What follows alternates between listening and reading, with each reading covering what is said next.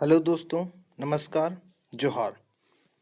चलिए आज के सेशन में क्विक रिवीजन करते हुए एक ही वीडियो में आपको झारखंड के भूगोल के अंतर्गत छोटानागपुर के पठार तथा मैदानी भाग के बारे में एमसीक्यू करते हैं। और एमसीक्यू के साथ ही इस वीडियो में छोटानागपुर का पठार तथा मैदानी भाग को पूरा कंप्लीट करने की कोशिश करेंगे। चलिए तो पहले देखते हैं। सबसे पहले चलेंगे हम लोग धरातल स्वरूप में छोटानागपुर का पठार। छोटानागपुर का पठार है तो देखिए इसमें पाट क्षेत्र एक पठार के रूप में है, रांची का पठार है और हजारीबाग ऊपरी हजारीबाग पठार और निचली हजारीबाग पठार है, सिमडेगा का पठार है। ये सब पठारी भागों में आएगा। बाकी जो बचता है आपका दामोदर नदी बेसिन के रूप में आएगा और उत्तरी कोयल बेसिन। इधर दामोदर नदी बहती है तो दामोदर नदी का बेसिन हो गया, इधर उत्तरी कोयल नदी बहती है तो उत्तरी कोयल नदी का बेसिन हो गया। आगे चलते हैं कुछ राजमहल पहाड़ साइड में, तो राजमहल की पहाड़ियां हैं और मैदानी भाग है, गंगा का मैदान है, इधर से गंगा बही है। एकमात्र जो है साहेबगंज से होकर के बहती है तो गंगा का मैदान यहाँ पे बना हुआ है। और नीचे आते हैं तो इधर चाईबासा का मैदान है। चाईबासा का मैदान के अनेक अनेक भाग किए गए हैं।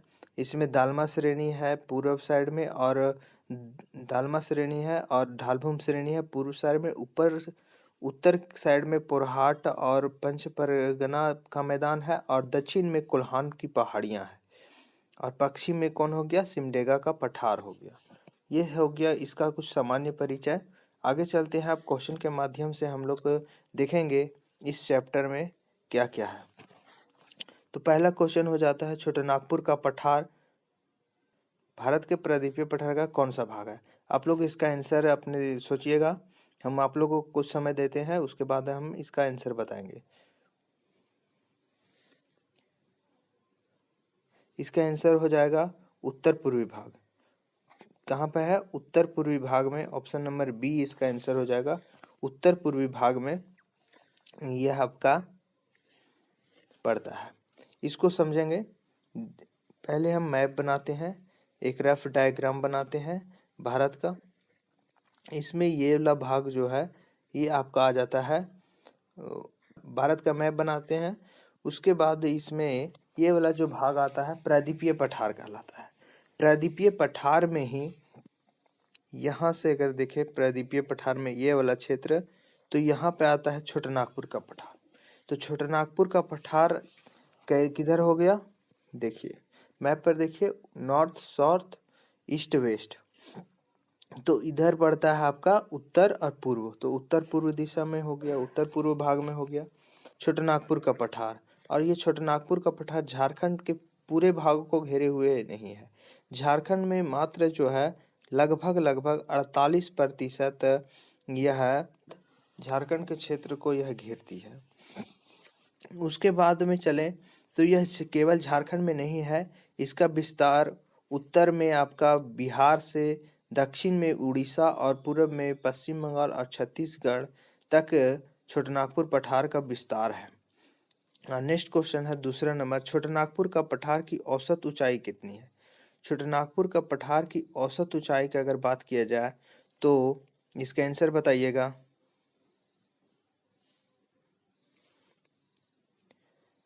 इसका आंसर होगा option number D. Option number D इसका आंसर हो जाएगा 760 मीटर। छोटानागपुर पठार आपको पता होगा कि 900 मीटर जो लगभग है वो पाट क्षेत्र का है।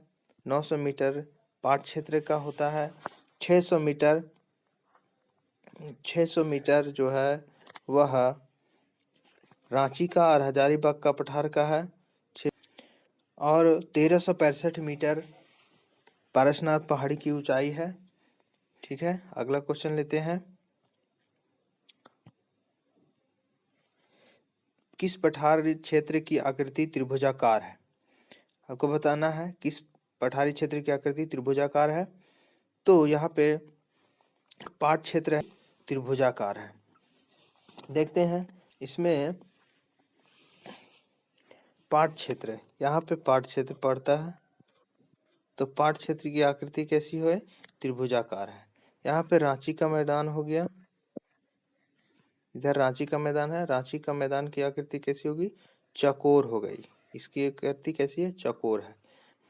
तो इसका आंसर हो जाएगा पाठ क्षेत्र की आकृति त्रिभुजाकार है। अगला क्वेश्चन है चौथा, पाठ क्षेत्र की प्रमुख पहाड़ियां है। सानू एवं सरू की पहाड़ियां, इसका आंसर हो जाएगा। अब देखिए, पाठ क्षेत्र सिर्फ बनाते हैं हम लोग, मान लेते हैं इतना, ऐसे पाठ क्षेत्र हो गया। ये पाठ क्षेत्र है। पाठ क्षेत्र में ही पड़ता है दुमका में सानू और सरू की पहाड़ियाँ। जो सरऊ की पहाड़ी है, सरू की पहाड़ी है, उसी को सरुवत की पहाड़ी भी कहा जाता है। सरू की पहाड़ी, इसी को सरुवत की पहाड़ी भी कहा जाता है। यह सरुवत की पहाड़ी जो है दुमका जिले में पड़ता है और झारखंड की दूसरी सबसे ऊंची चोटी है। झारखंड की दूसरी सबसे ऊंची चोटी है। समेत शिखर पहली सबसे ऊंची चोटी है। सानू की पहाड़ी या सरुवत पहाड़ी दूसरी सबसे ऊंची चोटी है। पोरहाट, पोरहाट इसी के कोल्हान पहाड़ी, बीच में चाईबासा का मैदान, चाईबासा के मैदान के ऊपर में पड़ता है पोरहाट की पहाड़ियां। आगे चलते हैं, नेक्स्ट क्वेश्चन, तस्तरी नुमा बरवे का मैदान किस क्षेत्र में का हिस्सा है? किसका हिस्सा है? पाठ क्षेत्र का हिस्सा है। तस्तरी नुमा बारहवें का मैदान पाठ क्षेत्र का हिस्सा है। पाठ क्षेत्र में ही पड़ता है आपका बारहवें का मैदान। पाठ क्षेत्र में और भी पड़ता है, कुछ पहाड़ियां हैं, जैसे कि आपको पाठ क्षेत्र में मिल जाएगा नेत्रहाट की पहाड़ियां, गणेशपुर की पहाड़ियां और जमीरा घाट, जमीरा पाठ। ये सब 3 प्रकार के यहाँ पे पाठ हैं, जो पाठ क्षेत्र की सबसे ऊंचे पाठ हैं। इसमें ऊपरी भाग को टांड कहा जाता है और निचली भाग को दोन कहा जाता है। ऊपरी भाग को टांड और निचली भाग को क्या कहा जाता है? दोन कहा जाता है। नेक्स्ट क्वेश्चन लेते हैं, पाठ क्षेत्र का विस्तार किस जिला में है? पाठ क्षेत्र का विस्तार आपका सभी जिला में पड़ जाएगा। ऑप्शन के आधार में सभी जिले में यहाँ पे हो जाएगा पाठ क्षेत्र का विस्तार। उपरोक्त सभी यहाँ पे आंसर होगा, क्योंकि पाठ क्षेत्र अगर डायग्राम बनाएं, पाठ क्षेत्र ऐसे पड़ता है, तो यहाँ पे इसका लातेहार वाला क्षेत्र भी आ जाएगा, यहाँ पे लोहरदगा वाला क्षेत्र भी कुछ आ जाएगा, यहाँ गुमला का भी क्षेत्र आ जाएगा। तो इस तरह यहाँ पे क्या हो जाएगा, लोहरदगा भी है, लातेहार भी है और गुमला भी है। ये तीनों जगह जो है पाठ क्षेत्र का क्षेत्र के अंतर्गत आते हैं। ये क्वेश्चन है 7वां, उत्तरी कोयल नदी किस पाठ क्षेत्र से निकलती है? उत्तरी कोयल नदी, अब नदी की बात किया जाए तो पाठ क्षेत्र से, इसका आंसर हो जाएगा सबसे पहले कि पाठ क्षेत्र से। उत्तरी कोयल नदी कहाँ से निकलती है? पाठ क्षेत्र से निकलती है। पाठ क्षेत्र से उत्तरी कोयल नदी निकलती है। और यहीं से पाठ क्षेत्र से अगर बोला जाए कि दामोदर नदी भी, तो एक महत्वपूर्ण दामोदर नदी भी पाठ क्षेत्र से ही निकलेगी, क्योंकि देख लीजिए कि दामोदर नदी कहाँ निकलती है? लातेहार के टोरी से, और लातेहार कहाँ पे है? तो वह पाठ क्षेत्र में पड़ेगा। आगे चलते हैं, पाठ क्षेत्र और दूसरी है शंख नदी। तीसरी क्या कौन नदी हो जाएगी? शंख नदी हो जाएगी। उत्तरी कोयल नदी और दूसरी पूरब साइड में जाएगी, वो हो जाएगी दामोदर नदी, और दक्षिण में नीचे साइड में जाएगी, वो हो जाएगी शंख नदी। ये तीनों नदी जो है पाठ क्षेत्र से निकलती है। राजमहल ट्रैप से बात करें तो राजमहल ट्रैप से कौन कौन नदियाँ निकलेगी? जैसे आपकी हो जाएगी मयूराक्षी नदी, ब्राह्मी नदी, ये सब नदी महत्वपूर्ण नदी है जो राजमहल ट्रैप से निकलेगी। हजारीबाग के पठार से बराकर नदी, रांची के पठार से निकलेगी स्वर्णरेखा नदी और दक्षिणी कोयल नदी। रांची के पठार से स्वर्णरेखा नदी और दक्षिणी कोयल नदी निकलेगी। चलिए आगे बढ़ते हैं। 8वां क्वेश्चन, झारखंड का सबसे बड़ा पठारी भाग है। झारखंड का सबसे बड़ा पठारी भाग कौन है? बताइएगा। आंसर हो जाएगा रांची का पठार। आंसर क्या हो जाएगा? तो रांची का पठार यहाँ पे सबसे बड़ा पठारी भाग है झारखंड का। हजारीबाग का पठार 2 भागों में विभाजित है, एक निचली हजारीबाग का पठार है, एक निचली हजारीबाग का पठार है, और एक जो है ऊपरी हजारीबाग का पठार है। ऊपरी हजारीबाग का पठार 600 मीटर ऊंचाई है, और निचली हजारीबाग का पठार जो है वो 450 मीटर ऊंचाई है। निचली हजारीबाग पठार इसलिए उसको नीचे कहा जाता, निचली हजारीबाग पठार कहा गया है क्योंकि यह ऊंचाई में नीचा है। देखिए हजारीबाग और में 2 है, तो नीचा कौन हो गया? 450 मीटर, तो इसीलिए इसको निचली हजारीबाग का पठार कहा जाता है। ठीक है। चाईबासा का मैदान फिर नीचे हो जाएगा, चाईबासा का मैदान सिंहभूम क्षेत्र में, पाट क्षेत्र पश्चिमी पठार। नेक्स्ट क्वेश्चन है, खनिजों का गोदाम घर के नाम से कौन जाना जाता है? आंसर करिएगा। आंसर हो जाएगा इसका छोटा नागपुर का पठार। छोटा नागपुर का पठार है वो सबसे ज्यादा खनिज यहाँ पे पाया जाता है। सबसे ज्यादा खनिजों का भंडार कहाँ है? तो छोटा नागपुर का पठार में है। पूरे देश का 40% अकेले जो भंडार है वो छोटा नागपुर के पठार में है। तो इसीलिए इसको बोला गया है कि यह खनिजों का गोदाम घर है। खनिजों का गोदाम घर है। आगे चलते हैं। हजारीबाग के पठार को रांची के पठार से कौन अलग करता है? रांची का पठार और हजारीबाग का पठार दोनों कुछ समय में एक ही था, लेकिन बीच से हमारी जो दामोदर नदी बेसिन गुजरी है, यह दामोदर नदी बेसिन ने इसको 2 भागों में विभाजित कर दिया। अब ये हो गया रांची का पठार और ये आपका हो गया हजारीबाग का पठार। तो इस तरह इसको विभाजित करने वाली कौन है, बीच में अलग करने वाली कौन है? तो यह है दामोदर नदी। तो इसका आंसर हो जाएगा Damodar, option number C, Damodar नदी। 11 पारसनाथ पहाड़ी किस पठार में है? पारसनाथ पहाड़ी आप बोलिएगा कि किस पठार में पड़ता है। तो यहाँ पे पारसनाथ पहाड़ी, पहले इसका लोकेशन देखिए, इसमें गिरिडीह क्षेत्र पड़ता है और गिरिडीह में पड़ता है आपका पारसनाथ। तो सबसे ऊंचा जो क्षेत्र पड़ा पारसनाथ वो किस में हो गया? निचली हजारीबाग का पठार हो गया। किस में हो गया? निचली हजारीबाग का पठार में हो गया। निचली हजारीबाग का पठार ये वाला है और ये है ऊपरी हजारीबाग का पठार। ऊपरी हजारीबाग पठार और निचली हजारीबाग पठार क्यों बोला गया? क्योंकि यह जो है वह 600 मीटर है इसकी ऊंचाई और इसकी है 450 मीटर, इसीलिए इसको बोला गया है निचली हजारीबाग का पठार। ठीक है, आगे चलते हैं। राजमहल पहाड़ी क्षेत्र कितने वर्ग किलोमीटर क्षेत्र में विस्तृत है? कि यह 2000 वर्ग किलोमीटर क्षेत्र में विस्तृत है। 2000 वर्ग किलोमीटर क्षेत्र में विस्तृत है। यह पूरे झारखंड का क्षेत्रफल कितना है? 80,716 वर्ग किलोमीटर है पूरा झारखंड का क्षेत्रफल, जिसमें राजमहल की पहाड़ी है 2000 वर्ग किलोमीटर। अगला क्वेश्चन है, राजमहल की पहाड़ियां और मैदानी क्षेत्र का विस्तार किन किन जिलों में है? यहाँ पे बताइएगा जिला। तो यहाँ पे अगर मैप के माध्यम से देखा जाए तो ये वाला क्षेत्र आपका हो गया संथाल परगना। संथाल परगना में यहाँ से एक जिला है साहिबगंज। साहिबगंज के बाद है,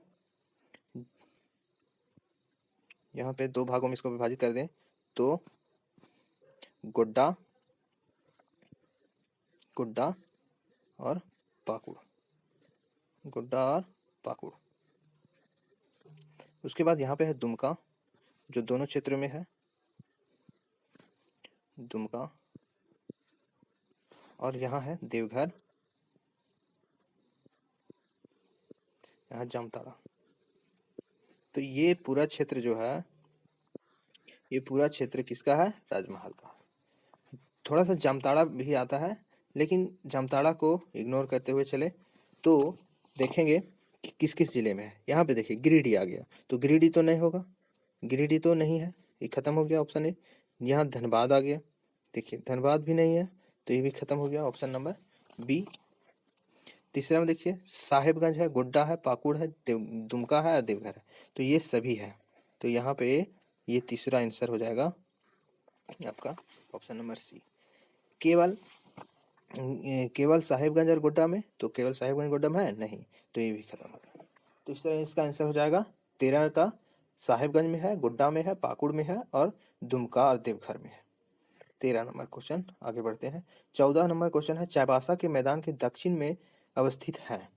दक्षिण के में अवस्थित है चाईबासा का मैदान। हम देखें तो ये आपका हो गया चाईबासा का मैदान। चाईबासा के मैदान के दक्षिण में कोल्हान हो गया, कोल्हान की पहाड़ी। यहाँ पे उत्तर पूर्व में दालमा श्रेणी, उसी के नीचे में ढालभूम श्रेणी। पंच परगना का मैदान यहाँ पे है, उत्तर साइड में पंच परगना का मैदान और पुरहाट का मैदान यहाँ पे है, पुरहाट का मैदान। और पश्चिमी साइड में है सिमडेगा का पठार, सिमडेगा का पठार है। इस तरह यह बटा हुआ है। तो यहाँ पे चाईबासा मैदान के दक्षिण में पूछा, दक्षिण में कौन हो जाएगा? कोल्हान हो जाएगा, दक्षिण में कोल्हान हो जाएगा, ये वाला दक्षिण वाला कोल्हान हो जाएगा। 15वां, राजमहल में नुकीली पहाड़ियों को स्थानीय लोग क्या कहते हैं? नुकीली पहाड़ियों को राजमहल में क्या कहते हैं? तो इसको टोंगरी कहते हैं, नुकीली पहाड़ियों को टोंगरी कहा जाता है। देखिए कुछ पहाड़ जो होंगे वो कैसी होंगी? थोड़ा नुकीली टाइप से होंगी। तो नुकीली पहाड़ियों को यहाँ पे क्या कहा जा रहा है? इसको टोंगरी कहा जा रहा है, इसको टोंगरी कहा जा रहा है। और जो एक गुंबद नुमा आकार बनाएगी, गुंबद नुमा आकार जो बनाएगी उसको डोंगरी कहा जा रहा है, उसको स्थानीय लोग क्या कहते हैं? डोंगरी कहते हैं। और टांड और दोन जो है, टांड और दोन कहाँ बोला जाता है? पाट क्षेत्रों में जो उच्च भूमि है, पाट क्षेत्र की जो उच्च भूमि है उसको, उच्च जो भूमि है उसको हम लोग बोलेंगे टांड, और जो निचली भूमि है, नीचे जो भूमि है उसको कहते हैं दोन। क्वेश्चन कंप्लीट हुआ यहाँ पे। और बताते हैं आपको कि आपके पास रोज दो ऑप्शन होते हैं, कुछ मत करो और बहाने बना लो। दूसरा ऑप्शन होते हैं कि अपने सपनों को पाने के लिए दम लगा दो और अपनी ज़िंदगी बना लो। फैसला आपके हाथ में है। Thank you for watching, like and subscribe करें।